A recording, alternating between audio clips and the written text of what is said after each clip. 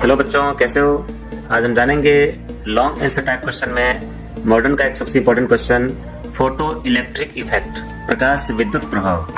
सन 1887 में Heinrich hertz ने इसकी खोज की थी। उन्होंने देखा कि जब धातु के पृष्ठ पर वो इलेक्ट्रोमैग्नेटिक वेव पर कुछ शोध कर रहे थे, तो उन्होंने देखा क्या कि जब कैथोड प्लेट पर एक अल्ट्रावायलेट रे गिरती है तो सर्किट कंप्लीट हो जाता है और गैल्वेनोमीटर में करंट फ्लो दिखती है।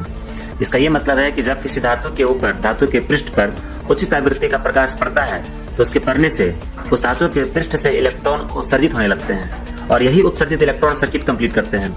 तो इस पर जो है सो आगे चल करके मिल्टन ने, लेनार्ड ने मिल करके, इन दो साथियों ने आपस में मिल करके इस पर बहुत बार प्रयोग किया।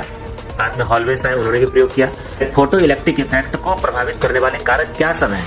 तो उन्होंने देखा क्या कि धातु के पृष्ठ से उत्सर्जित इलेक्ट्रॉन की जो संख्या है उस धातु के पृष्ठ पर आपतित प्रकाश की तीव्रता के समानुपाती होती है। यानी कि प्रकाश की तीव्रता को बढ़ाते हैं तो उत्सर्जित इलेक्ट्रॉन की संख्या बढ़ जाती है।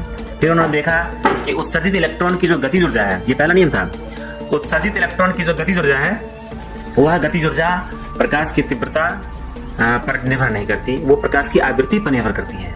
और अगर आवृत्ति एक सीमा से कम हो तो प्रकाश उत्सर्जन, इलेक्ट्रॉन का उत्सर्जन नहीं होता। तो यह जो न्यूनतम आवृत्ति है इसको कहते हैं देहली आवृत्ति, थ्रेशोल्ड फ्रीक्वेंसी। प्रकाश के आवृत्ति बाद प्रकाश के गिरते ही धातु के पृष्ठ से इलेक्ट्रॉन का उत्सर्जन प्रारंभ हो जाता है, इस पर देर नहीं होती। आइंस्टीन ने प्रकाश विद्युत प्रभाव की व्याख्या की प्लांक क्वांटम थ्योरी के आधार पर।